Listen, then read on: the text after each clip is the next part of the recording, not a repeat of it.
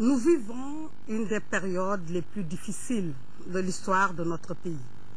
Chaque citoyen a cependant le droit d'être secouru et défendu par les forces de l'ordre, formées pour intervenir dans de nombreuses circonstances, partout, surtout dans les zones dangereuses. Et pourtant, notre police nationale est souvent décriée à tort ou à raison. Aujourd'hui, plus que jamais, nous avons un besoin urgent d'être aidés et protégés par ces hommes qui ont choisi un métier dur et ingrat.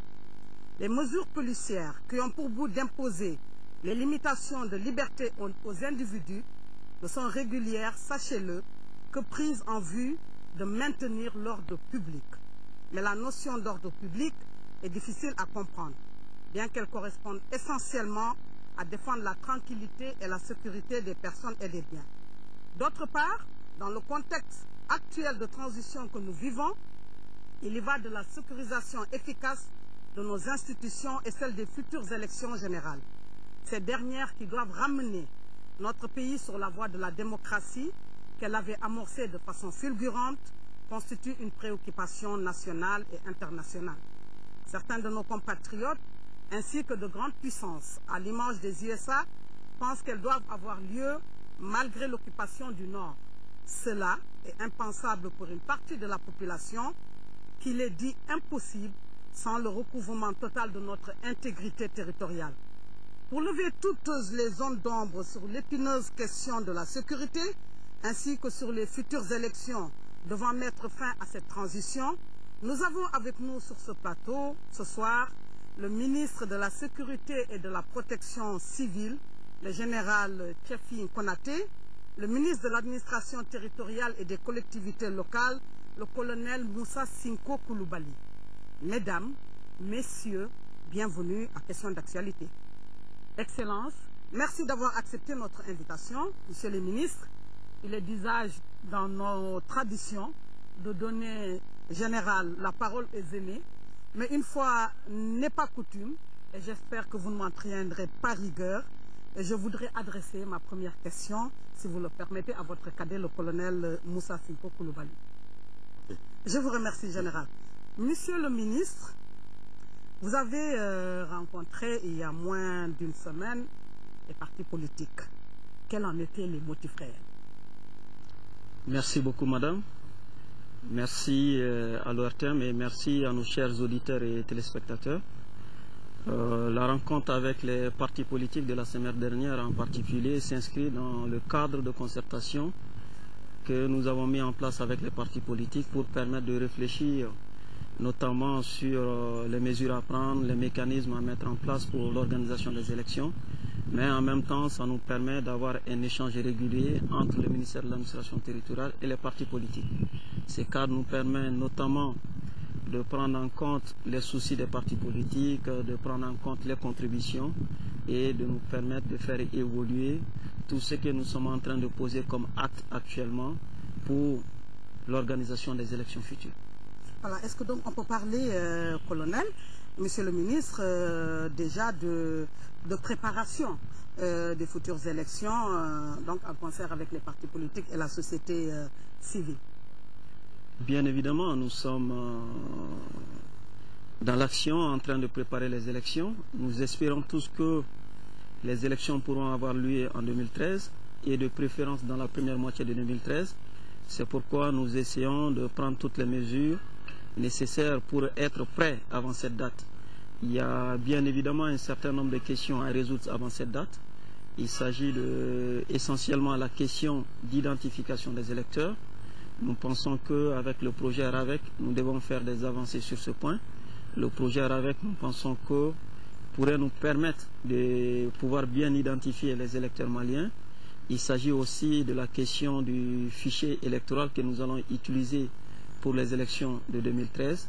Nous pensons qu'après l'audit qui est en cours, nous arriverons à constituer un nouveau fichier qui nous permettra d'avoir des élections plus crédibles. Voilà, nous allons y revenir pour donc toutes ces questions, le fichier, l'audit, le RAVEC et tout ça. Je vais me tourner vers le général, ministre donc de la Sécurité intérieure. En général, toutes les institutions de la transition et les régions non occupées, aujourd'hui, vu la crise que nous traversons, est-ce qu'on peut dire que ces institutions sont véritablement sécurisées? Merci madame, merci le thème. Chers téléspectateurs, bonsoir. Et effectivement, le nord du Mali est quand même occupé par des groupes armés depuis 6 mois. Nous pouvons dire quand même qu'à ce niveau-là, il y a quand même un problème de sécurité vraiment assez grave. Mais en ce qui concerne le reste du territoire, à savoir la ville de Bamako et les autres régions, il n'y a aucun problème de sécurité. Et si vous faites un parallèle entre la période du 22 mars et le 30 avril et 1er mai, vous allez vous rendre compte que à ce moment-là, n'est-ce pas, la sécurité était quand même perturbée ici à Bamako et ailleurs. Mais depuis bientôt 5 mois, alors tout le monde remarque que la sécurité est quand même revenue à Bamako et dans les autres villes. Effectivement, aujourd'hui, c'est vrai que le citoyen malien se sent un peu plus sécurisé, un tout peu plus. On voudrait savoir les moyens qui ont été employés justement pour amener ce semblant de sécurité au niveau de la ville de Bamako et des alentours non occupés, des régions non occupées. Très bien. En réalité, au niveau de Bamako et sur le reste du territoire, excepté le nord, les gens ont surtout, n'est-ce pas, un sentiment d'insécurité. Sinon, en fait, en réalité, comme je l'ai dit, depuis 5 mois, la ville de Bamako est bien sécurisée. Les autres régions, excepté le nord, sont bien sécurisées. Et qu'est-ce que nous avons fait pour parvenir à cela? Depuis le 25 juin, alors, nous avons élaboré un document que nous avons intitulé Dispositif, n'est-ce pas, de sécurisation, n'est-ce pas, des institutions de la transition. Et dans ce dispositif, donc, nous avons donc élaboré des mesures pour assurer donc, la sécurité de toutes les institutions, à savoir le président de la République, la préfecture, la cité administrative, l'Assemblée nationale, la Cour constitutionnelle, bref, toutes les institutions de la République du Mali, y compris les domiciles des ministres. Alors, c'est à ce niveau-là maintenant, alors nous avons mis donc des éléments qui assurent la sécurité de nuit et de jour. D'accord. Et pour la population même, nous avons vu à un moment qu'il y avait des patrouilles au niveau de la ville de Bamako au tout début. Est-ce que ces patrouilles sont toujours là? Madame, tout le monde vraiment constate que chaque nuit, les forces de sécurité alors, font, n'est-ce pas, ce qu'on appelle, n'est-ce pas, les patrouilles, n'est-ce pas, sectorielles. Ça veut dire que la police, les unités de la police font des patrouilles dans les secteurs, dans tous les secteurs. Celles de la gendarmerie font également des patrouilles. Les unités de la garde nationale également font des patrouilles, sont en rapport avec la police, sont en rapport avec la gendarmerie. Et les unités de la protection civile aussi, alors, font aussi quand même, n'est-ce pas, des patrouilles, mais dans le cadre, n'est-ce pas, de leur emploi. Voilà, donc, ils doivent intervenir, n'est-ce pas, pour porter secours aux populations, la protection civile. Donc, ils font aussi des patrouilles. On a parlé de milices au niveau de la ville de Bamako. Qu'en est-il réellement? Avant de répondre à cette question, je voulais continuer par rapport aux patrouilles. En plus des patrouilles sectorielles dont je parle, et nous aurons, n'est-ce pas, de temps en autre, n'est-ce pas, ce que nous appelons patrouilles de grande envergure. Ces patrouilles-là sont organisées ainsi. C'est-à-dire qu'on met ensemble, en harmonie et en symbiose, toutes les forces. Police, gendarmerie, garde nationale et même la protection civile. On les envoie ensemble sur l'ensemble du district de Bamako pour effectuer des patrouilles. Donc généralement du début de la nuit jusqu'au lendemain matin. Et à ce moment-là, à cette occasion maintenant, ils font des patrouilles dans toute la ville de Bamako et pour donc intercepter les bandits. Et cela, nous le faisons déjà des ordres. Et en plus de cela, nous avons mis en place ce qu'on appelle, n'est-ce pas, des checkpoints. À ce niveau, on fait des contrôles pour surveiller donc les entrées et sorties au niveau de Bamako. Alors, donc pour déceler des armes, des bandits et autre chose. Et les mêmes checkpoints existent également au niveau des entrées des grandes villes, autres que Bamako. Maintenant, cette question des milices que vous posez, il y a environ deux mois, alors les forces de sécurité ont démantelé, si je peux le dire ainsi, une milice qui se trouvait au niveau de Mayambou. C'est une milice donc, qui s'était constituée, bon, qui n'avait pas quand même l'aval des autorités. Alors, donc, quand nous avons été informés, alors, donc, nous l'avons démantelé. Alors, les éléments qui étaient là-bas ont été interpellés, ils ont été entendus, ils ont été fichés et ils ont été mis en garde. D'accord. Très bien, monsieur le ministre, je vais me tourner, colonel, vers vous. Vous l'avez dit tout à l'heure, on a parlé du fichier électoral. Et il est vrai que pour toute élection, il faut un fichier. Mais on se rappelle que ce fichier, justement, en 2011, il avait créé une vive polémique au sein de la classe politique. Alors, quel est l'état de ce fichier d'aujourd'hui? Aujourd'hui, on peut dire que l'attente de 90% de la classe politique et de la société civile est d'évoluer vers un nouveau fichier. Donc c'est ce travail qui est en cours. L'audit doit nous permettre de savoir quel est le type de fichier qu'il nous faut actuellement, quelles sont les insuffisances qui ont été constatées par le passé et quelles sont les étapes qui nous permettront d'arriver à un nouveau fichier crédible, plus juste. Parce que par le passé, il y a eu des imperfections qui ont été reprochées au fichier qu'on a utilisé jusque-là. Donc l'audit doit nous permettre de corriger ces imperfections. Donc j'ai bon espoir qu'après l'audit, nous arriverons à établir un nouveau fichier qui nous permettra d'aller aux élections en 2013. Donc le cadre de concertation que nous avons avec les partis politiques, comme je l'ai dit, nous a permis de savoir et de mesurer quelle était l'attente de la classe politique et de la société civile. Et vous avez dit qu'à l'état d'aujourd'hui, il y a un audit qui se fait sur ce fichier. Et après l'audit, vous allez voir ce qu'il y a lieu de faire, justement, pour conformiser ce fichier-là. Mais le Nord étant occupé, est-ce que vous pensez qu'on pourra prendre en compte toute la population malienne en âge de voter pour donner quand même une légitimité aux élections que tous les Maliens souhaitent aujourd'hui justes et transparentes? Je pense que nous avons les moyens, puisque nous partons du projet Aravec. Le recensement Aravec est fini à 99%. Nous n'aurons pas besoin de faire un nouveau recensement. C'est les données du Aravec que nous allons utiliser pour produire un nouveau fichier électoral, pour aussi résoudre la question de l'identification des électeurs.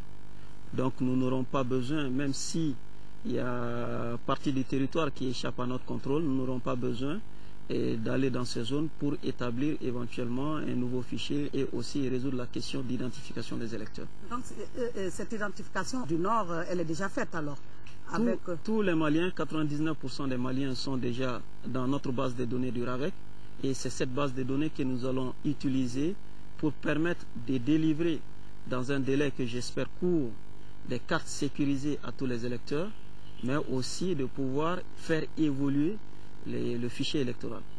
Dans un délai court, les cartes d'électeurs pour nous, mais pour le Nord, comment ils vont recevoir ces cartes? Est-ce qu'ils pourront même voter au Nord là-bas? Madame, nous sommes en train de travailler pour permettre à tous les Maliens, des Maliens sur le territoire national, mais aussi les Maliens en dehors du territoire national, de pouvoir voter aux prochaines élections. C'est la mission qui nous a été confiée et nous travaillons pour ça. Pour le moment, nous sommes confiants, comme je l'ai dit. Nous allons essayer de mettre tout en œuvre pour que les Maliens de toutes les régions du Mali, mais aussi les Maliens hors du Mali, puissent participer massivement aux élections que nous allons organiser en 2013. C'est ça l'un des objectifs. Nous n'envisageons pas d'autres solutions. Très bien. Merci, monsieur le ministre. Mon général, le citoyen lambda, dans la partie donc sous votre contrôle, se plaint de plus en plus. Nous allons tout à l'heure voir un reportage qui a été fait dans ce sens, des exactions et des rackets qui seraient le fait des forces de l'ordre. Est-ce que vous en avez conscience? Est-ce que vous êtes au courant? Et si oui, quelles sont les mesures que vous prendriez pour faire cesser ces agissements qui n'honorent pas la corporation? Et quelles sont les voies de recours pour signaler ces abus et dénoncer les agents qui le pratiquent? Merci bien, madame. J'ai entendu ce que vous venez de dire de la part de certains citoyens. je voudrais dire qu'on ne peut pas quand même vouloir, n'est-ce pas, d'une chose et son contraire. Je pense quand même que si on doit faire le choix entre laisser la ville à elle-même et entre les mains des bandits, ou bien alors, n'est-ce pas, faire des patrouilles par les forces de sécurité, alors je pense que s'il y a un choix à faire, on va opter pour qu'il y ait des patrouilles, pour quand même que les forces interviennent sur le terrain. Dans toute corporation, dans tout groupement humain, je dirais qu'il y a des très bons, il y a des bons et des moins bons. Bon, au cours des missions, il se pourrait effectivement que certains individus peuvent avoir des comportements honorables. Et chaque fois quand même que des cas déjà nous sont rapportés, avec preuve, mais nous prenons des mesures, nous prenons des sanctions contre les éléments qui sont en cause. Mais généralement, les gens parlent de façon vague pour dire qu'il y a ceci et cela, mais généralement on n'arrive pas quand même à nous donner des précisions sur des actes posés par les forces. Selon toutes les fois que les faits nous sont rapportés, sur des comportements vraiment déviants des forces, nous faisons nos enquêtes et dès qu'il y a des preuves, nous prenons mais en gros, il faut dire quand même que vraiment la plupart de nos forces, vraiment les éléments, ils sont disciplinés, ils sont engagés, ils sont prêts à travailler. Il y a une citation qui dit qu'il n'y a pas de fumée sans feu. Nous avons un reportage qui vraiment insiste, Monsieur le ministre, et c'est pour ça que je reviens sur ce problème, qui insiste sur particulièrement les raquettes. Les raquettes qui sont le fait des agents de la police. Vous qui êtes le premier responsable, on souhaiterait quand même que vous puissiez, si vous n'êtes pas au fait, que vous puissiez le savoir et éventuellement voir ce qu'il y a lieu de faire. Ouais, madame, je viens de vous dire que les raquettes ou bien certains comportements déviants, ce n'est pas l'apanage de l'ensemble des forces. Ce n'est pas voilà. Je dis que quelques individus peuvent avoir quand même des mauvais comportements. J'ai conscience de là. Mais ce n'est pas quand même l'apanage de l'ensemble des forces. Et je dis bien que chaque fois que des cas de genre nous sont rapportés, mais nous vérifions. Et s'il y a des preuves, nous prenons les sanctions, nous prenons les mesures. D'accord. Donc il faudrait donc peut-être dire à la population, si vous subissez ces genres d'exactions, d'amener des preuves et en ce moment, la sanction va suivre, quoi. Absolument. Quand un citoyen victime des raquettes, elle a l'attitude de saisir les autorités, soit le ministre de la Sécurité, soit l'un des directeurs centraux, alors pour porter les faits à la connaissance, mais avec des précisions. Et à ce moment-là maintenant, nous menons des enquêtes. Et si les enquêtes établissent les faits, comme je le dis, nous prenons des mesures, nous prenons des sanctions. Donc les citoyens, ils ont effectivement donc l'attitude de porter à notre connaissance tout ce qu'ils sont à même de relever comme comportement déviant des forces. Très bien, parce qu'ils estiment que la situation a exacerbé ces pratiques. Nous en reparlerons, Monsieur le ministre, si vous le permettez. Je vais me tourner vers le colonel Koulibaly. Vous l'avez dit tout à l'heure, vous allez, avec tous les concernés, faire de telle sorte qu'on puisse préparer les élections pour 2013. Parce qu'en effet, vos partenaires bilatéraux, tels les États-Unis, où Barack Obama vient d'être réélu, souhaitent que ces élections se fassent, malgré la situation dans laquelle nous sommes en ce moment. Quelle est votre opinion là-dessus? Est-ce que vous pensez que cela est faisable? Et, nous avons une approche globale de la sortie des crises au Mali. Nous pensons qu'il faut trouver une solution ou des solutions à tous les problèmes qui se posent en nous actuellement, parce que nous pensons que tous ces problèmes sont liés. Il y a une connexion et puis il y a des relations entre tous ces problèmes. Donc nous pensons que c'est l'approche globale qui est la meilleure solution. Autant nous devons trouver des solutions aux problèmes de la sécurisation des régions de Gao et d'Al-Tombouctou, autant nous devons voir quelles sont les solutions les meilleures pour nous permettre d'avoir des institutions stables en 2013 et plus solides et plus renforcées. Et nous pensons que sans sécurité, il est impossible d'avoir des institutions plus stables. Donc nous pensons que toutes les questions sont liées et que Et ensemble, nous devons trouver des solutions à toutes ces questions pendant la période de transition. Et je pense qu'il ne serait pas judicieux d'essayer de faire une séparation entre les différents problèmes qui se posent à nous actuellement. Je pense qu'il faut essayer de résoudre tous les problèmes ensemble ou le maximum de problèmes pour nous permettre qu'après la transition, qu'il soit plus facile de continuer. Et donc nous pensons que le problème de sécurité est intimement lié au problème des institutions. C'est pourquoi nous devons travailler en même temps que nous sommes en train de chercher des solutions pour récupérer les régions de Gao et d'Al-Tombouctou. En même temps, nous essayons de préparer les élections pour nous permettre de résoudre aussi la crise institutionnelle. Donc je pense que nous devons travailler sur les deux voies au même moment. D'accord, sur les deux fronts, mais Monsieur le ministre, si le Nord n'est toujours pas libéré, est-ce que cependant ces élections pourront se tenir? Je vais préciser que les deux missions essentielles confiées à la transition, c'est sécurisation des régions de Gao et d'Al-Tombouctou et organisation des élections. Donc ce sont les deux missions essentielles. Il faut que la transition puisse réussir ces deux missions. Donc je ne conçois pas qu'on puisse commencer à changer ces deux missions et à dire qu'il faut se focaliser uniquement sur l'une des missions et laisser tomber l'autre mission. Donc je pense que la première mission, c'est la sécurisation des régions de Gao et d'Al-Tombouctou et la deuxième mission, c'est l'organisation des élections. Les deux vont ensemble. Sans sécurité, il serait difficile pour moi de voir comment nous allons pouvoir organiser les élections. N'oubliez pas que on est arrivé à cette situation à cause des attaques qui ont commencé au mois de janvier à Aguelok.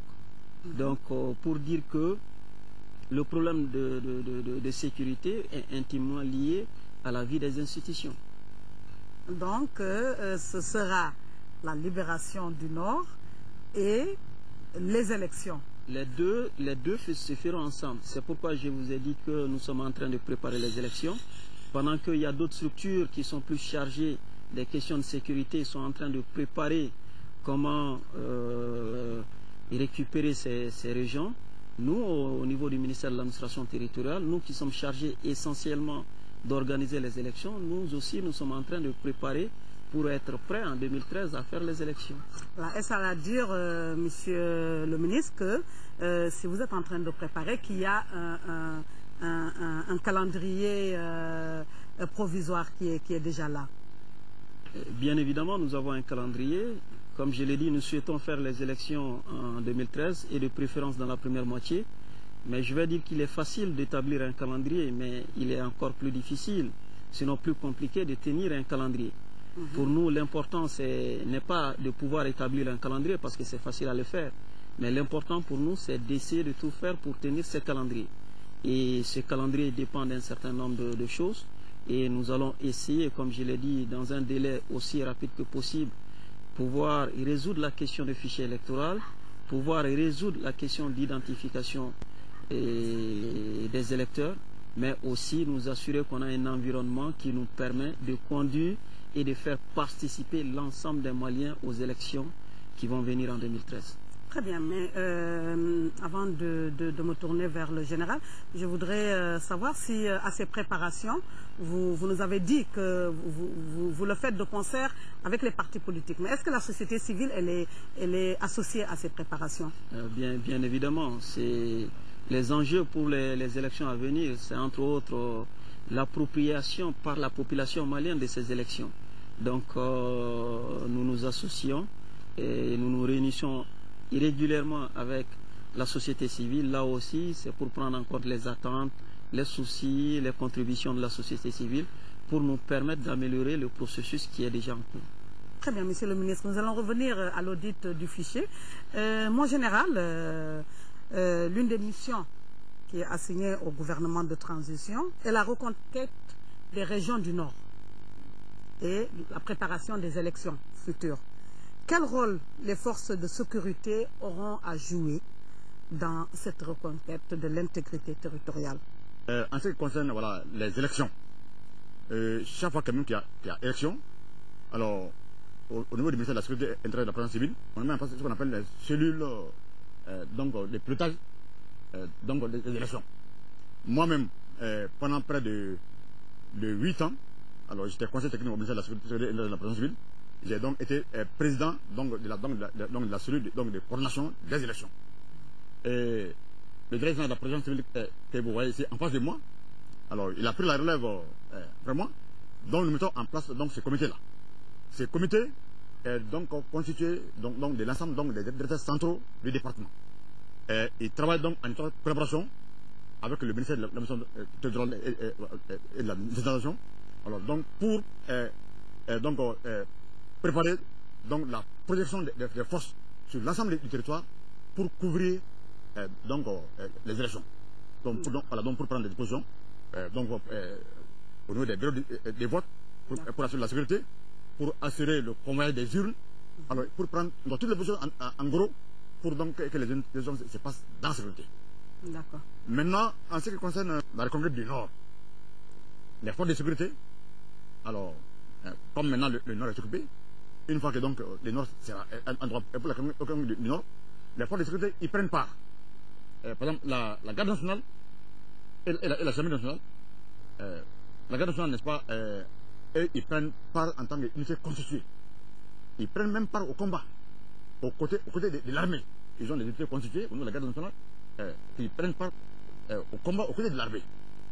Et la gendarmerie nationale constitue généralement ce qu'on appelle, n'est-ce pas, la prévôté. La prévôté, ça sont donc des éléments de la gendarmerie qui vont aussi sur le terrain aux côtés des militaires, de l'armée. Ils combattent aussi. Et puis, quand il y a des déserteurs, c'est eux qui sont donc chargés des censés des déserteurs, d'entendre sur le PV, de les suivre et de faire des rapports à la hiérarchie par rapport au comportement des forces. La protection civile, naturellement, va suivre. Pour peut-être aussi porter secours aux blessés. Monsieur le ministre, avant de continuer, oui, nous allons faire un petit tampon, histoire de nous permettre de suivre ce reportage que nous avons tourné dans la ville de Bamako. La reconquête des régions sous occupation et la tenue d'élections libres, crédibles et transparentes sont des missions essentielles dont l'exécution demeure indispensable aujourd'hui à la restauration de la paix et de la stabilité au Mali. Une stabilité à laquelle aspirent tous les fils du pays. Cependant, la question est de savoir si la tenue des élections doit primer sur la reconquête de l'intégrité territoriale. À ce sujet, les autorités politiques et administratives, la société civile, toutes sont unanimes que la libération des compatriotes doit être au premier rang. La seule préoccupation que le peuple du Mali doit avoir aujourd'hui, c'est incontestablement l'intégrité territoriale à reconquérir. C'est après que nous pourrons ensemble fêter d'abord cette intégrité territoriale reconquise et décider qui vont être les représentants à l'Assemblée nationale et le président de la République et ensuite donc les autres institutions. Le réseau APM a toujours dit dans sa position qu'il faut les élections après la reconquête du Nord. Il ne faut pas des élections partielles, mais des élections avec l'ensemble des régions du Mali, l'ensemble des régions du Mali. Donc ça veut dire qu'il faut les élections quand le Mali aura reconquis les territoires occupés de Tombouctou, Gao et Kidal. C'est ça la position officielle du réseau APM qu'on a toujours défendu depuis longtemps. L'organisation des élections est un processus non subordonné à la libération des régions sous occupation. C'est du moins la conviction du réseau ONG d'appui au processus électoral au Mali. Pour tenir les élections, il ne faut pas attendre la fin de la guerre au Nord, la reconquête des régions du Nord, pour dire maintenant on va commencer à organiser les élections. Retardant le processus électoral, cela nous met en arrière. Les intervenants demeurent convaincus que la relecture du fichier électoral est un passage obligé pour parvenir à un fichier biométrique. Le RAVEC, qui est le fichier électoral biométrique que tout le monde veut, aujourd'hui on n'a pas de fichier ici du RAVEC. Maintenant, on a vu ces derniers jours que le ministère de l'administration territoriale est en train de dire qu'ils vont faire un audit des fichiers, évaluation du fichier qui doit être issu du RAVEC et audit des fichiers issus du RAS. Ok, on est d'accord avec ça. Mais il faut que les partis politiques et l'État puissent nous dire quand est-ce qu'il y aura les élections d'abord. Pour cela, il faut un chronogramme électoral. Au jour d'aujourd'hui, il n'y a pas de chronogramme électoral. C'est-à-dire qu'avec les élections qu'on a fixées en 2013, qu'est-ce qui sera fait avant? Parce que les élections, c'est avant, pendant et après. On a constaté aujourd'hui qu'il y a eu l'arrêt de la révision des listes électorales. C'est un arrêt du processus électoral. Ça veut dire qu'en avril 2013, il n'y aura pas d'élection. Ça, c'est clair. Il n'est pas question de garder la liste ancienne qui existait, qui est truffée de tripatouillage et qui a été à la base donc, des mauvaises élections que nous avons eues. Non, nous devons prendre le temps donc, de préparer une liste avec des fiches biométriques. C'est après la reconquête que nous devons, à notre avis, commencer à nous réunir, à travailler pour pouvoir faire les élections. Un focus sur le volet sécurité dans ces dossiers. L'organisation des patrouilles et la régulation de la circulation routière par les forces de sécurité s'effectue-t-elle dans les règles de l'art autour de la question de nombreuses divergences? Si certains citoyens apprécient les façons d'exercer cette profession d'homme assermenté dans la capitale et ses périphéries, en revanche, d'autres les désapprouvent.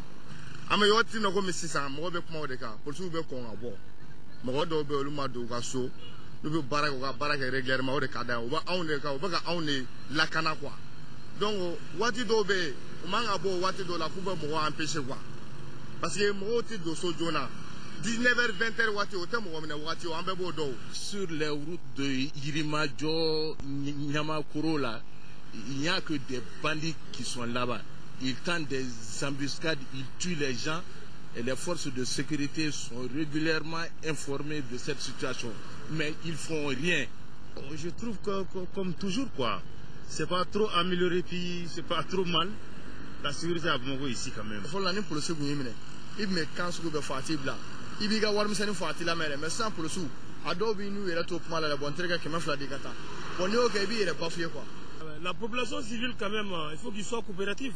Si un policier te demande de l'argent, mais si réellement que tu déclares que tu n'as pas d'argent ou bien qu'il amène l'infraction que tu as commise, qu'on amène à qui des droits. En ce moment, tu vas aller payer, en ce moment, l'argent revient à l'État. En toute honnêteté, les forces de sécurité font correctement leur travail, mais c'est la population qui n'est pas impliquée pour donner un coup de pouce aux forces de sécurité. Moi, j'habite dans un quartier périphérique, en dehors de Bamako. Chez nous, il y a tellement de malfrats. Même hier, il y a les volets qui ont pétré chez moi. C'est la population même qui doit aider les porteurs des uniformes pour dénoncer ces malfrats-là. Qu'il s'agisse de la libération des régions sous occupation, de l'organisation et de la tenue des élections, de la sécurité des personnes et de leurs biens, chaque fils du pays doit apporter sa petite contribution. Témoignage du sens élevé du patriotisme. Monsieur le ministre, mon général, vous avez suivi avec moi ce reportage. Quel est votre avis? Merci madame. J'ai suivi avec l'intérêt l'élément qui vient de passer. Je dirais qu'il n'y a pas de sécurité absolue. Même les pays les plus puissants du monde ne peuvent dire quand même que chez eux, alors, ils peuvent assurer la sécurité des façons absolues. Mais je le dis et j'insiste là-dessus, que si l'on fait un parallèle entre la période de 22 mars, 30 avril et 1er mai, à ce jour, alors il est évident que vraiment, si on prend le district de Mako, que la sécurité vraiment est revenue, n'est-ce pas, à près de 90%. À cette époque-là, à partir des 20 heures, les gens ne peuvent plus sortir. Mais maintenant, les gens passent la nuit à se promener en ville, en toute, n'est-ce pas, quiétude. Ça, c'est quand même grâce à l'action des forces qui font des patrouilles. Donc, chaque jour, donc, n'est-ce pas, de 20h jusqu'au premier matin. Ça, c'est clair. Maintenant, les comportements qu'on vient les 1000 et 2000 francs qu'on donne, oui. Je l'ai dit, c'est possible effectivement, comme je l'ai dit dans toutes les corporations, comme je l'ai dit, il y a des très bons, il y a des bons et des mauvais. Donc je dis bien que ce n'est pas l'apparence de l'ensemble des forces, c'est peut-être quelques éléments. Mais je vais vous dire que par rapport, n'est-ce pas, au comportement des gens, chaque fois que j'ai convoqué une réunion au niveau du département, à ces réunions, j'ai convié donc les directeurs centraux. Et je leur donne en consigne qu'il faut quand même qu'ils veillent sur le comportement des hommes, n'est-ce pas, sur leur attitude, et n'est-ce pas, donc sur la courtoisie adoptée vis-à-vis des populations. Toutes les forces, n'est-ce pas, qui se font, que ce soit lors des patrouilles, que ce soit lors de la police de la route, les instructions sont données constamment aux responsables et à l'endroit des forces pour qu'ils adoptent, n'est-ce pas, une attitude correcte, voilà, et courtoise, alors, n'est-ce pas, vis-à-vis des citoyens. Et d'ailleurs, au nom donc de la police et de la gendarmerie, il y a des numéros verts. Il y a un numéro vert au niveau donc, de la police qui est le 80 00 11 15. Et il y a également un numéro vert au niveau de la gendarmerie qui est le 80 00 14. Donc, chaque fois qu'un citoyen se sent brimé dans ses droits, ou bien qu'il est brutalisé, ou bien qu'il fait l'objet des raquettes, ou bien quand il y a un événement, donc les citoyens donc, peuvent appeler directement à ce numéro-là, soit à la police ou à la gendarmerie. Et donc, chaque fois qu'un citoyen constate un comportement déviant d'un agent, il peut appeler à ce numéro donc à la hiérarchie des forces pour dire que tel jour, à telle heure, en tel lieu, il vient d'être victime de tel fait. Et là maintenant, donc, sur les champs, la hiérarchie peut envoyer une équipe pour aller faire le constat. Et à ce moment-là, maintenant, on fait des enquêtes et on prend, n'est-ce pas, des mesures. Très bien, monsieur le ministre. Mon général, vous l'avez dit, donc ces numéros verts, nous allons les reprendre pour la population. 80 00 11 15, 80 00 11 14. Monsieur le ministre, si je ne me suis pas trompé, je pars sous votre couvert. C'est exact. Mon colonel, vous avez suivi, vous aussi, donc, le reportage avec nous. Et vous avez vu que pour et le fichier et le calendrier pour les futures élections, les avis divergent. Quels sont vos sentiments sur les différents avis? Pour le fichier, je pense qu'il y a une certaine forme d'unanimité qui se dégage. Tout le monde est d'accord qu'il nous faut un nouveau fichier, un fichier qui permettra de diminuer les risques de fraude sur les élections que nous allons organiser. Donc là, je pense qu'il y a un consensus autour de cette question de fichier. Et comme j'ai dit, l'audit nous permettra de savoir quelles sont les imperfections et comment évoluer vers ce nouveau fichier. Pour ce qui concerne le calendrier électoral, est-ce qu'il faut faire avant, est-ce qu'il faut faire après? Et je pense que les deux missions vont ensemble, c'est ce que j'ai dit. C'est pourquoi nous sommes dans les préparatifs de notre côté pour pouvoir organiser les élections et être prêts pour 2013, pendant que les structures chargées aussi de la sécurisation et de la récupération et de Gao Kidal Tombouctou sont en train de travailler. Donc les deux missions vont ensemble. Donc je pense que la question de savoir est-ce qu'il faut faire avant ou après, la question est de dire les deux missions. La réponse est que les deux missions vont ensemble et nous préparons les deux missions ensemble. Parce que la transition, comme je l'ai dit, ce sont ces deux missions et nous faisons tout pour réussir ces deux missions. Très bien, monsieur le ministre. Colonel, nous savons qu'organiser des élections libres et transparentes nécessite d'énormes moyens financiers. L'État malien, avec toutes les tribulations auxquelles il est soumis, aujourd'hui, a-t-il réellement les ressources nécessaires pour supporter ces coûts ou comptez-vous sur des partenaires financiers? Madame, ce ne sont pas les ressources qui feront que nous allons réussir les bonnes élections. C'est le sérieux dans la préparation, c'est l'appropriation par les partis politiques et la société civile. Ce sont ces éléments qui nous permettront de réussir des élections libres, justes, transparentes et crédibles. Et donc ce n'est pas forcément les moyens qui feront que nous allons réussir de bonnes élections. Les moyens, c'est important. Nous ferons avec les moyens qui seront disponibles. Mais je pense que toute la transparence que nous allons mettre autour du processus, tout le sérieux que nous allons mettre dans les préparatifs, mais aussi l'accompagnement que nous allons avoir de la part de la classe politique et de la société civile, ce sont ces éléments réunis qui feront que nous aurons des élections justes. Et ce n'est pas forcément les moyens qui feront que les élections seront libres et transparentes. Très bien, monsieur le ministre. Et pour fermer donc peut-être ce volet élection, nous voudrions savoir pour la légitimité des futurs candidats, si vous allez vous conformer aux normes qui existaient déjà ou s'il est prévu d'autres normes. La constitution du Mali est toujours en vigueur. Et aussi, s'il s'agit de savoir est-ce que les acteurs actuels de la transition seront candidats aux élections ou pas, moi, je pense par essence qu'une transition doit rester neutre et permettre une compétition saine entre ceux qui sont candidats à l'après-transition.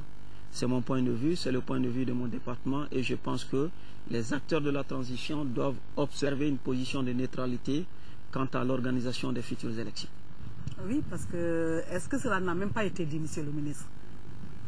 Puisqu'il y a encore des doutes dans certains esprits, je profite, si cette déclaration permet d'apaiser et d'apporter des précisions. Nous pensons, et c'est la position du ministre chargé de l'organisation des élections, que les acteurs de la transition doivent rester des acteurs neutres pour l'organisation des élections. Je pense et nous pensons que nous ne pouvons pas être candidats aux futures élections et pouvoir organiser des élections libres et transparentes. Donc les acteurs de la transition doivent rester un peu en dehors de ce processus d'organisation des élections en décidant de ne pas être candidats aux futures élections. Très bien, Monsieur le ministre. Nous allons revenir à l'administration. Le Nord, aujourd'hui, échappe, nous ne le dirons jamais assez, échappe à votre contrôle. Pourtant, on sait que la vie s'y poursuit, avec son lot de naissances, de décès, qui ne sont soutenus cependant par aucun acte officiel. Comment entendez-vous gérer cette situation quand tout redeviendra normal? Est-il prévu dès aujourd'hui, dès maintenant, la création d'une commission et quel en sera le mode opératoire? Au niveau du ministère de l'administration territoriale, on a déjà ce qu'on appelle un comité de réflexion pour le retour de l'administration dans les régions de Gao, Kidal, Tombouctou. Ce comité réfléchit à tous ces problèmes, à toutes les difficultés qui se posent actuellement aux populations qui sont restées là-bas. Par chance, nous avons encore certains maires, certains élus locaux qui sont restés là-bas, qui nous permettent d'avoir un certain nombre d'informations qui vont nous faciliter le travail après la récupération de ces régions. Mais il a constaté qu'effectivement, partie de l'administration est absente de ces régions, sinon dans certains endroits l'administration est totalement absente, ce qui fait que les actes administratifs ordinaires ne sont même plus assurés et ça pose beaucoup de difficultés. Mais ce comité de réflexion est en train de travailler avec les gouverneurs des 3 régions, avec les représentants des cercles, avec les représentants des arrondissements et nous sommes en train de mettre en place des mécanismes qui nous permettront, une fois que l'administration sera de retour dans ces régions, comment faciliter la prise en compte des actes administratifs qui auraient dû être délivrés en ce moment, mais qui seront délivrés seulement beaucoup plus tard. Les mécanismes qui seront financés comment? Bien évidemment, nous allons compter d'abord sur les moyens de l'État malien, mais bien évidemment ça va coûter cher. Plus on a de moyens, plus le rythme sera rapide, mais nous allons compter d'abord sur les moyens de l'État malien, qui nous permettra progressivement de réintroduire l'administration dans les régions où l'administration n'est pas présente actuellement. D'accord. En général, nous avons ouï dire que les régions non occupées sont infiltrées par des salafistes et autres groupes intégristes. Qu'en est-il réellement? Bon, madame, effectivement, voilà, quand même, cette information dont vous venez de faire cas, depuis le mois de juin, effectivement, nous avons quand même reçu à notre cabinet même des personnalités, des diplomates, des inconnus, effectivement. Tous disent qu'il y aurait même à Bamako des solides dormants d'armes. Ça, je vous le dis, c'est sincère. Maintenant, entre ce que les remèdes colportent et la réalité, il pourrait avoir un écart. Mais nous prenons acte de cette information. Effectivement, donc depuis le mois de juin, depuis que donc, les informations déjà nous sont données, alors régulièrement, alors nous avons tenu donc des réunions avec les responsables des forces. Et ça nous aussi au niveau des unités. Alors donc pour commander la vigilance. Parce que l'information, elle est peut-être réelle. Elle est peut-être réelle. Et donc les directeurs centraux ont comme instruction permanente donc de mettre les éléments sur le terrain, donc d'être très vigilants, de veiller à ce que donc Bamako et les autres villes du Mali ne soient pas infiltrées, alors donc par les bases éléments djihadistes et par donc les terroristes. Alors c'est une instruction permanente. Et pour ce faire, comme je le dis, alors donc depuis le mois de juin, nous avons créé donc des checkpoints à toutes les entrées et sorties des Bamako. Et également, au niveau également aussi, quand même, des entrées et sorties des grandes villes. Et il est donc instruit aux forces donc, de procéder donc, à un contrôle systématique de tous les véhicules entrant et sortant à ce niveau-là. Alors, pour le fouiller, pour voir s'il n'y a pas d'explosifs, pour voir s'il n'y a pas d'armes, ou bien pour voir s'il n'y a pas vraiment d'éléments infiltrés. Ça, c'est permanent. Je pense que alors, nous devrons commencer à porter fruit. Parce que ces derniers temps, alors, au niveau des Nara, le 25 octobre, un certain Amadou Maïga a été interpellé par la brigade de gendarmerie de Nara le 25 octobre. Il était en train de faire donc, un recrutement d'éléments djihadistes donc, au profit, n'est-ce pas, du Boujao. Il a été interpellé. Il est aux arrêts. Pas plus tard que donc, le samedi, vous avez suivi, la brigade donc, de gendarmerie, la brigade de gendarmerie de Sévaré a interpellé le nommé Ibrahim Ouattara, qui est un franco-malien, qui était parvenu à Bamako par l'aéroport de Sénou le 31 octobre. Mais heureusement, grâce à la vigilance donc, des gendarmes, il a été interpellé à Sévaré le 3 novembre. Alors maintenant, il a été interpellé. Et il a dit que alors il est venu à la tête d'un groupe donc pour faire il voulait aller jusqu'à Tombouctou. Il est pris, il s'est mis à table. Il va être interrogé. Et la police aussi a mené une brillante action récemment. Le samedi ou bien le dimanche, il y a un bus donc qui a quitté qui voulait aller au nord avec au moins 35 individus de différentes nationalités. Donc la police des 100 a été très vigilante. Ils ont intercepté le bus au niveau des 100. Et donc c'est donc des personnes suspectes, donc des personnes de différentes nationalités, qui étaient aussi censées aller alimenter donc, les groupes armés au nord. Ils ont été, donc la police les a interceptés. Ils ont été mis à la disposition donc, de la brigade d'investigation judiciaire jusqu'à Bamako. Et donc les enquêtes ont été ouvertes pour ça. C'est des éléments suspects. Et également, pas plus tard que 48 heures, la police du 15e arrondissement, ils ont interpellé des bandits, des bandits aussi, mais ça c'était pas quand même des djihadistes, quand même des bandits, n'est-ce pas, ceux qui font l'échange de monnaie. Alors donc, ces éléments, il y a donc un citoyen qui avait celui 3 millions, ils l'ont entraîné et ils l'ont braqué avec une arme, ils ont empoché donc ces 3 millions. Mais la police, grâce à sa sagacité, a pu mettre donc la main sur ces bandits-là. Ils sont arrêtés.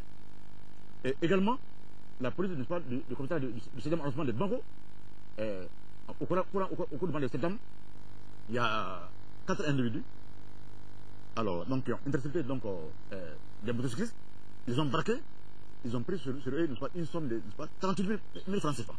Mais le commissariat de police du 7e arrondissement, récemment, ils ont pris les francs, ils ont pris et ils ont été déférés en prison. Donc, les forces sont vraiment très vigilantes, elles sont actives. Et au moment où je vous parle, les forces sont en train donc, de mener des enquêtes discrètes dans plusieurs lieux à Bamako, alors pour déceler une présence éventuelle donc d'éléments qui seraient infiltrés, d'éléments terroristes qui pourraient s'être infiltrés. Il y a dessus une enquête discrète. On ne voudrait pas les lieux, mais cela est en cours activement.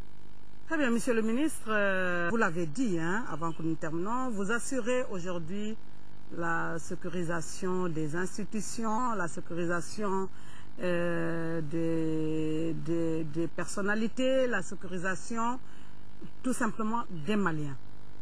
C'est le rôle de la police. Nous avons en son temps, pour revenir un tout petit peu en arrière, assisté quand même à un fait qui a eu à mettre la police au devant de la scène et qui a fait de la police, si vous voulez, pratiquement une menace. C'est ce qui s'est passé au GMS, un fait déplorable. Et je pense que les Maliens souhaiteraient, très rapidement, mon général, si vous le permettez, que vous puissiez nous parler de ce petit incident et de la suite qui a été donnée. Merci, madame. Avant de répondre à cette question, je voudrais quand même me compléter par rapport à la question que vous venez de poser auparavant. D'accord. Je voulais de mettre l'accent sur le fait quand même que la garde nationale aussi, en plus donc de la police et de la gendarmerie, la garde nationale aussi est très vigilante. Leurs éléments, ils sont très actifs sur le terrain. Pas plus tard qu'il y a 2 mois, ils ont interpellé, intercepté ici au niveau de l'hôtel de l'Amitié, un individu qui était censé faire un sabotage au niveau des installations ici. Ils l'ont pris. Et il a été mis à la diffusion des autorités pour enquête.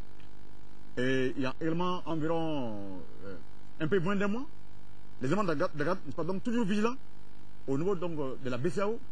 Ils ont interpellé, n'est-ce pas, donc 9 personnes de nationalité étrangère, mais d'une même nationalité qui étaient suspects.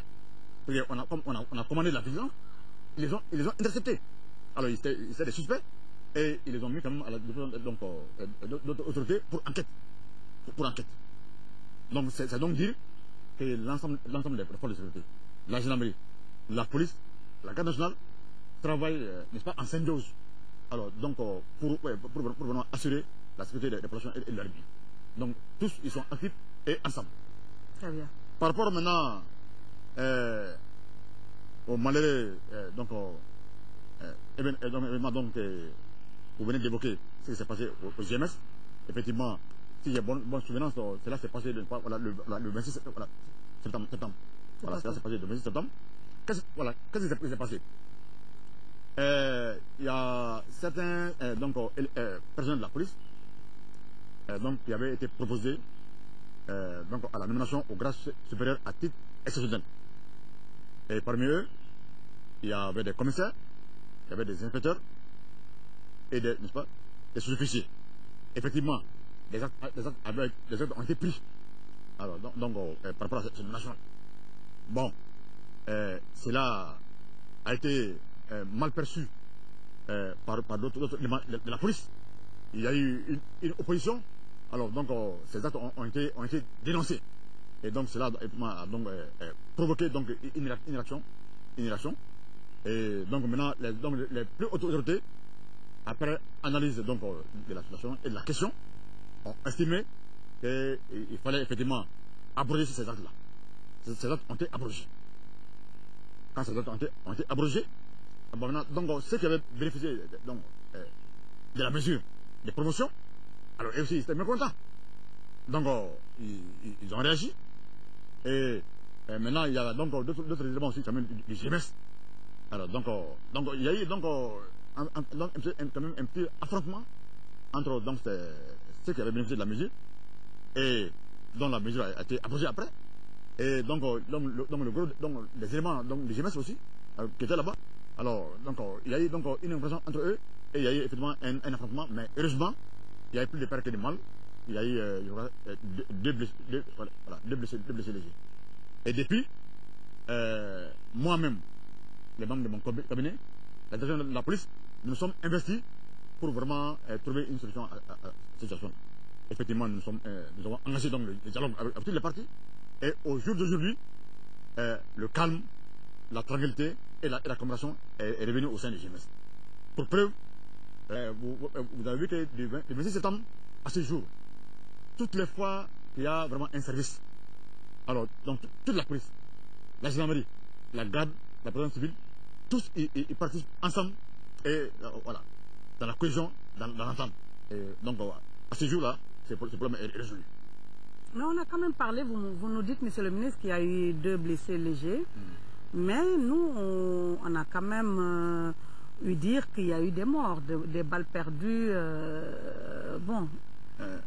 Madame, vous êtes journaliste, je vous donne la latitude. Après cette séance, de faire mener des investigations, si vous avez la preuve qu'un policier est mort, alors venez me dire, je vous donne l'assurance qu'il n'y a eu aucun mort, il y a eu tout de suite, n'est-ce pas, 2 blessés. Et l'un des blessés, je me souviens de son nom, c'est un sergent de police, qui est, je crois, du commissariat de police de Kati, un sergent Keita. Alors lui, il a quand même été légèrement blessé par balle. Et l'autre, un second maintenant, a été seulement légèrement blessé. C'est tout. Il n'y a pas eu de mort. Ça, Ni au niveau de la police, ni au niveau de la population civile. Je vous dis que non, cela s'est passé à l'intérieur du GMS. D'accord, ok. Il n'y a eu que des blessés. Très bien. Des blessés. Il n'y a pas eu de morts. Je vous donne l'assurance. Le directeur de la police est là, il peut le témoigner. Il n'y a pas eu de morts. C'est faux, c'est faux. Très bien. Mon colonel, nous avons vu que la décentralisation, qui était censée apporter un équilibre en son temps entre les régions dans sa configuration originale, n'a pas atteint ses objectifs. La preuve, cette volonté sécessionniste du MNLA. Est-ce que vous avez parlé donc de moyens pour remettre l'administration au nord quand tout sera rentré dans l'ordre?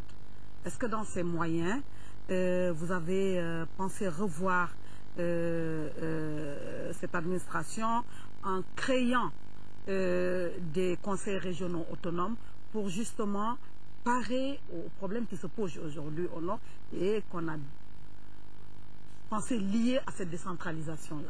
Nous pensons sincèrement que la décentralisation sous sa forme actuelle est un excellent projet et la décentralisation a permis de faire beaucoup d'avancées et nous allons continuer à renforcer ce projet de décentralisation. Cette semaine, nous avons eu un forum sur la décentralisation pour y réfléchir en quoi la décentralisation peut être une des solutions de sortie des crises. Nous pensons qu'avec la formule de décentralisation que nous avons, nous pouvons impliquer davantage les populations au niveau local dans les prises de décision, dans la gestion des ressources, dans la mise en œuvre des plans de développement au niveau local.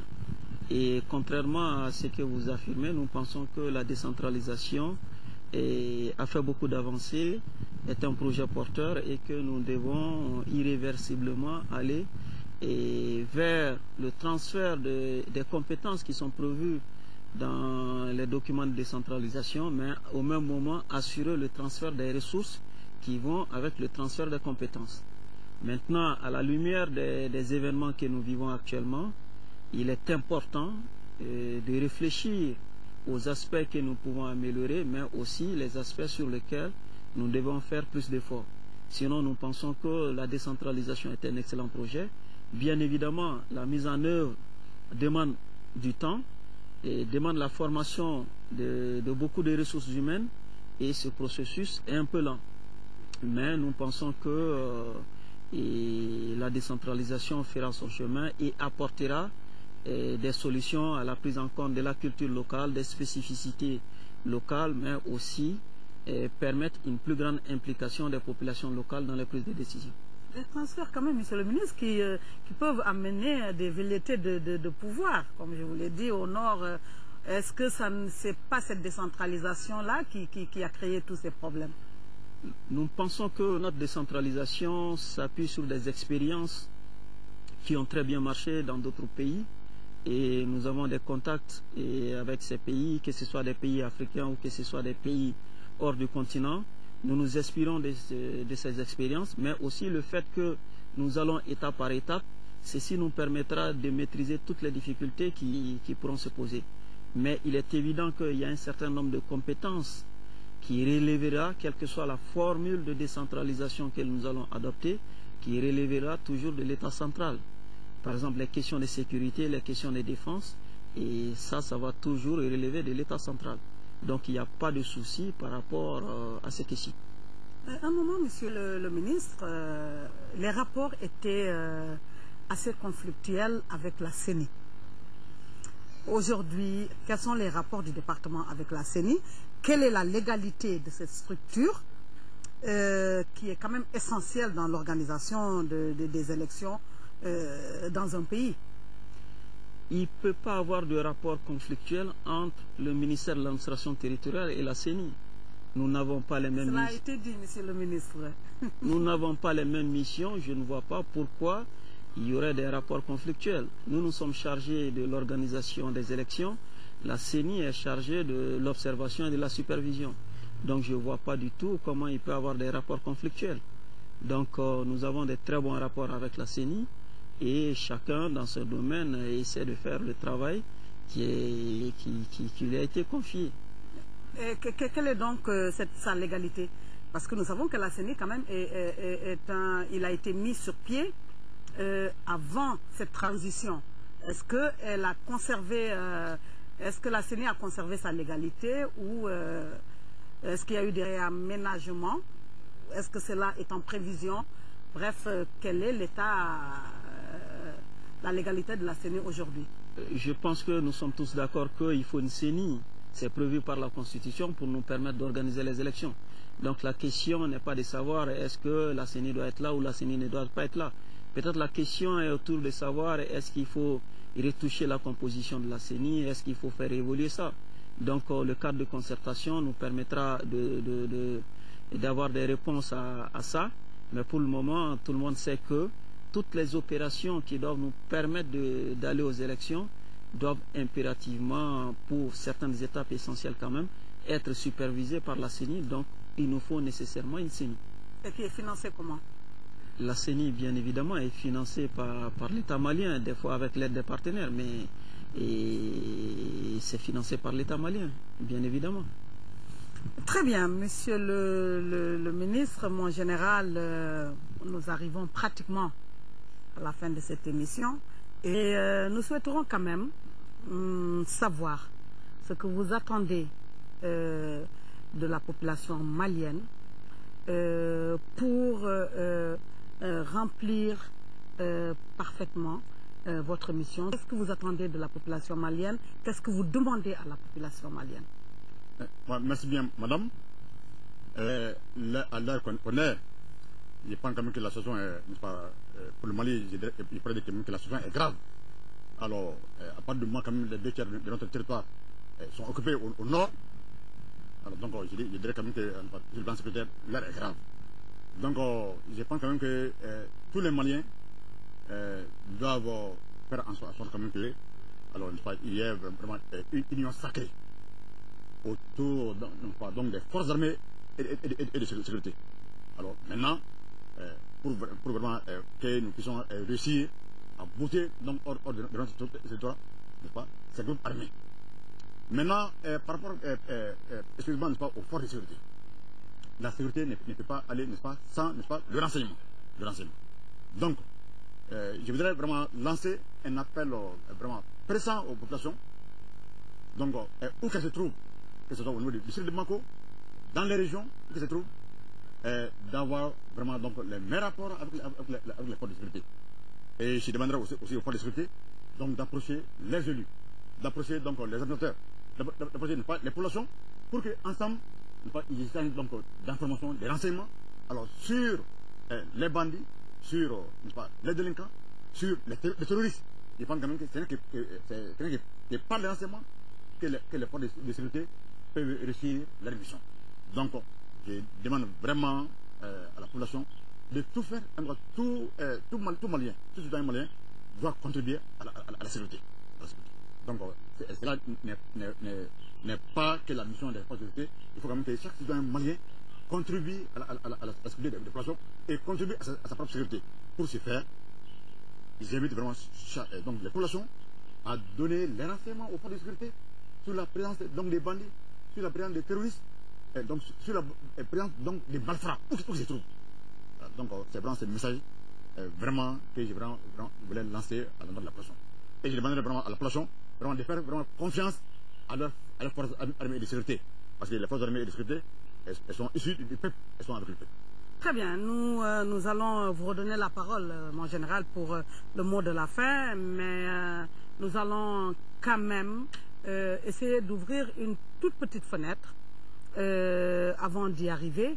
Vous êtes, de vous dépendent, vous l'avez dit, la police, la gendarmerie nationale, la garde rapprochée, mais aussi la protection civile. Non, la garde nationale. La garde nationale, excusez-moi mon général, et la protection civile. Absolument. Alors nous savons que la protection civile est de nos jours, au jour d'aujourd'hui, l'un des services le plus sollicités du pays. Au regard du nombre très élevé des accidents de la circulation routière. Est-ce que ce service, vous pensez, est bien outillé justement pour pouvoir faire face à ces missions d'assistance et de secours aux victimes des catastrophes, d'inondations, d'accidents, de la circulation routière et autres. Merci bien, madame, de me poser donc cette question. Et effectivement, la protection civile, donc c'est un service en réalité quand même qui existe donc depuis le début des indépendances du Mali, depuis même les années 1960. Mais à ce moment-là, maintenant, on ne disait pas protection civile. Alors, c'était, n'est-ce pas, les sapeurs-pompiers. Donc, qui relèvent d'ailleurs, voilà, donc, de la Gendarmerie nationale. Mais depuis maintenant environ 12 ans, donc, ce service, n'est-ce pas, a fait une mutation, elle s'est muée, et ce service est mué, et depuis environ 12 ans, donc maintenant, ça a donc été érigé en direction générale de la protection civile. Et maintenant, c'est maintenant en train de monter en puissance. Donc, depuis environ 12 ans, la protection civile monte en puissance. Mais effectivement, je pense quand même que tout citoyen de Bamako est satisfait quand même de grands services que ce service-là. Tout le monde voit à longueur de journée les sirènes de la protection civile donc circuler. Les ambulances pour porter secours aux blessés. Voilà, tout le monde voit ça bon. Et aussi bien dans la région.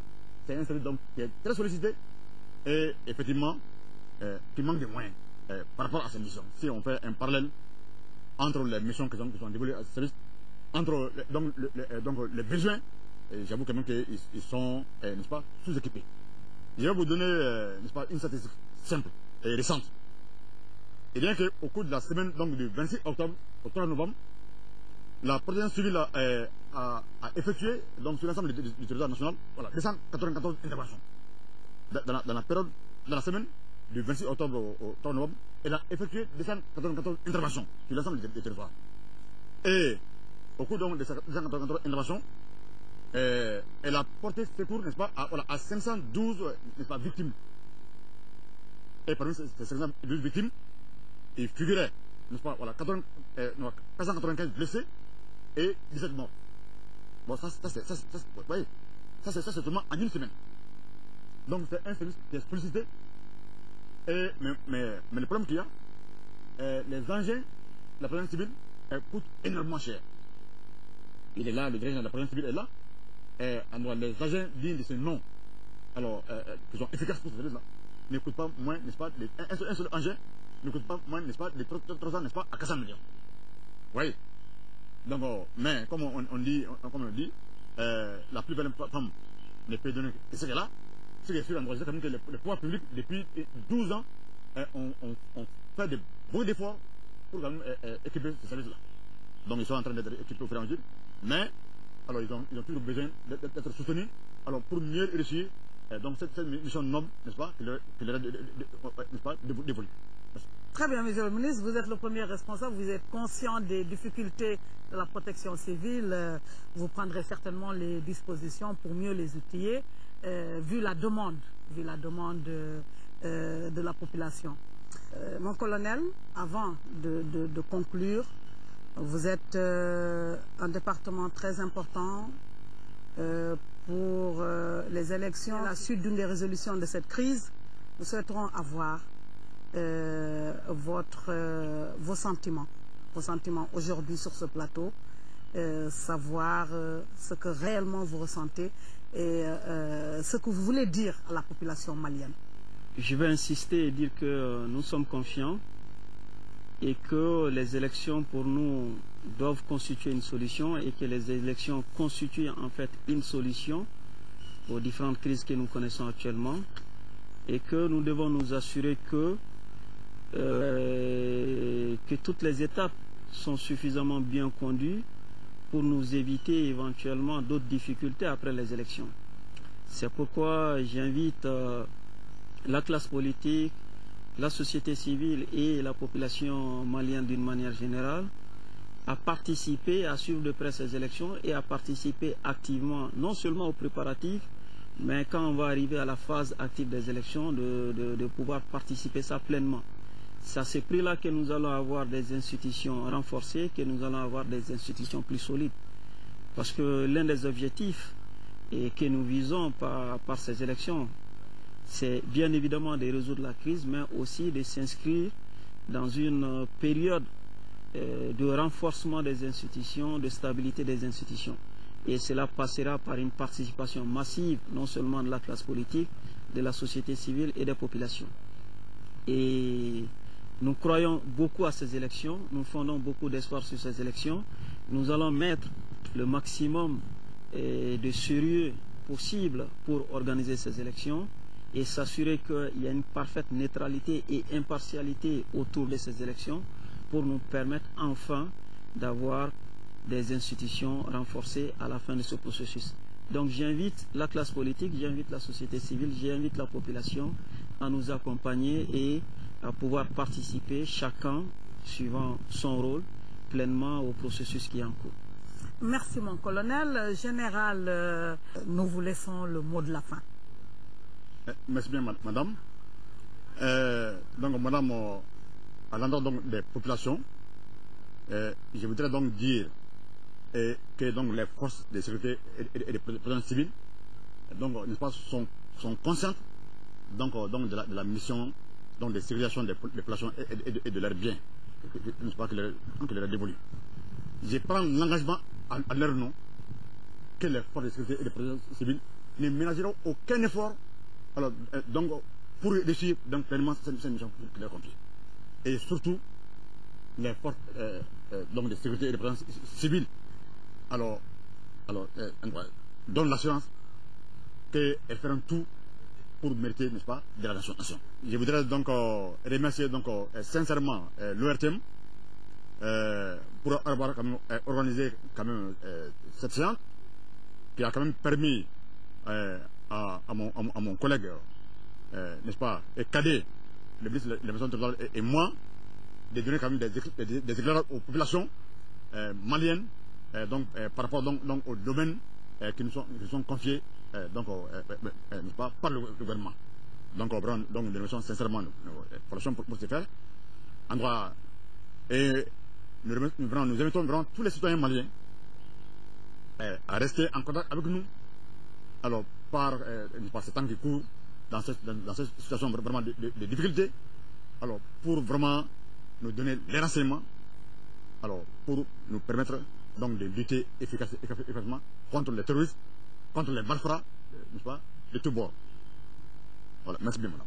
Monsieur le ministre, c'est nous qui vous remercions, à vous, général, à vous, colonel, pour nous avoir accordé de votre précieux temps.